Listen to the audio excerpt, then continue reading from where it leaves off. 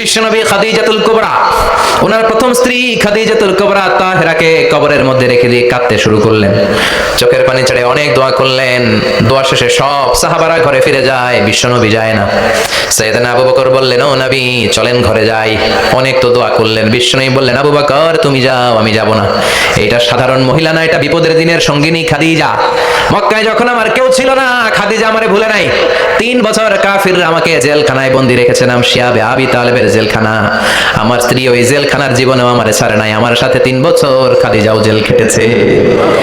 এই একটাই মহিলা, যেই মহিলাকে আল্লাহ আরশের উপর থেকে সালাম দিয়েছে, মহিলাটার নাম খাদিজা। আল্লাহু আকবার।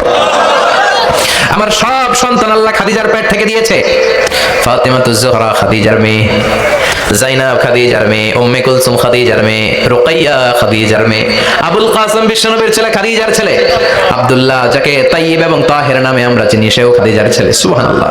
ও আবু বকর, আমার এই কলিজার টুকরা প্রিয়তমা খাদিজার রেখে দিয়ে কেমনে বাসায় যায়? তুমি যাও, আমি দাঁড়িয়ে থাকবো।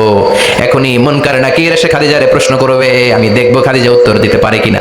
আর প্রশ্নের উত্তর যদি ভুল করে ফেলে, কবরের উপর থেকে আমি নিজে প্রশ্নের উত্তর দিয়ে দেব।